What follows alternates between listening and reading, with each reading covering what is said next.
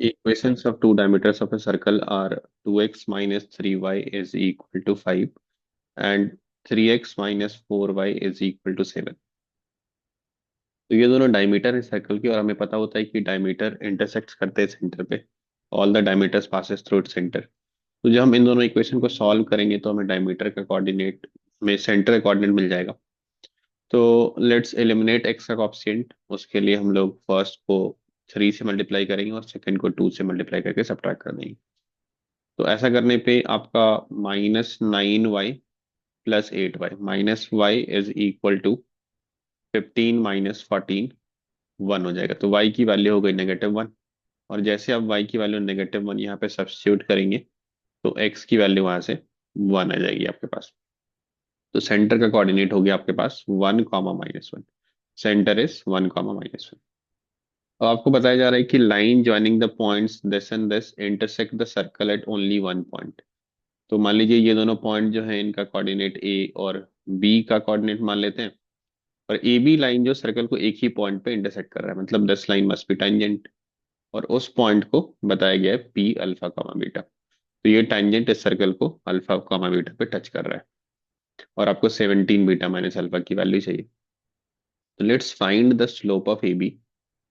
और ए और बी दोनों का कोऑर्डिनेट मालूम है तो स्लोप हम लिख सकते हैं डिफरेंस ऑफ वाई कोऑर्डिनेट। तो y2 - y1 3 - -4 divided by x2 - x1। तो -1/7 माइनस माइनस प्लस 22/7।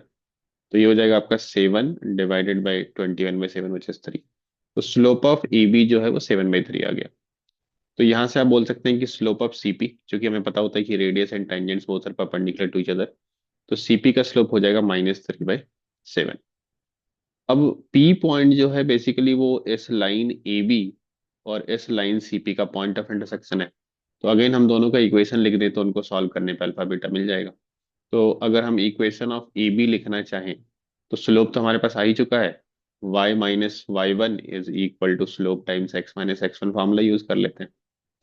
तो आप किसी को भी x1 y1 बोल दीजिए, लेट से यही आपका x1 y1 है। यहाँ से आप लिख पा रहे होंगे y - y1 is equal to slope which is 7/3 times x minus minus 1/7। तो प्लस हो गया, ये क्रॉस मल्टीप्लाई कर लीजिए तो इधर हो गया आपका 3y - 9 is equal to 7x + 1। तो ये एक इक्वेशन हो गया आपके पास। इसको थोड़ा और सिंप्लीफाई कर लीजिए। Let say we are writing it as 7x - 3y + 10 इज इक्वल टू 0। तो this is your equation number 3। अब इक्वेशन ऑफ सीपी कितना हो जाएगा? तो सीपी जो है वो सेंटर सी से पास करेगा, 1, -1 से पास करेगा। और स्लोप इसका है -3/7। तो अगेन हम वही लिख रहे होंगे y - y1 is equal to slope times x - x1। इसको सिंप्लीफाई कर लेते हैं तो this will be 7y + 7 is equal to -3x + 3। तो ये आपके पास आ जाएगा 3x + 7y + 4 is equal to 0। Let's call this as equation number 4। इन दोनों को हम सॉल्व करेंगे तो हमें अल्फा बीटा कोऑर्डिनेट मिल जाएगा। तो हम लोग फिर से अगर y को एलिमिनेट करना चाहें तो फर्स्ट वाले को हम 7 से मल्टीप्लाई कर रहे होंगे और सेकंड वाले इक्वेशन को हम लोग 3 से मल्टीप्लाई करके ऐड कर रहे होंगे। तो यहाँ से आपको क्या मिल जाएगा कि 21/21 ये कैंसिल हो जाएगा। x में आपके पास हो जाएगा 7 × 7 49 एंड 3 × 3 9 टाइम्स x। और कांस्टेंट टर्म हो जाएगा 10 × 7 70 एंड 12। तो 70 + 12 इक्वल टू 0। तो यहाँ से x की वैल्यू आ रही है -82/58। और यही अल्फा की वैल्यू है बेसिकली। आप चाहें तो 2 से कैंसिल कर सकते हैं। तो ये -41/29 is the value of alpha. आप ये अल्फा की वैल्यू किसी एक जगह पे रख दीजिए, थर्ड वाले में या फोर्थ वाले में, वहां से आपको बीटा की वैल्यू आ जाएगी। तो बीटा जो कि y की वैल्यू है वो आप यहाँ से क्या लिख सकते होंगे? ये लिख सकते होंगे आप 7 टाइम्स अल्फा, जो कि आपके पास आया है -41/29 +10 डिवाइडेड बाई 3। तो ये सिंप्लीफाई करने पे कितना हो जाएगा?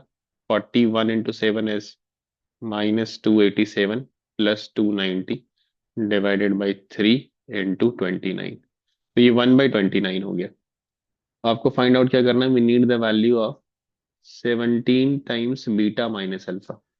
तो 17 टाइम्स बीटा माइनस अल्फा की वैल्यू हो जाएगी 17 into 1/29, and minus minus plus 41/29। तो 17 + 41/29 which will be 58/29, and that will be 2। तो इसका आंसर हो गया 2, and that is the answer given to us.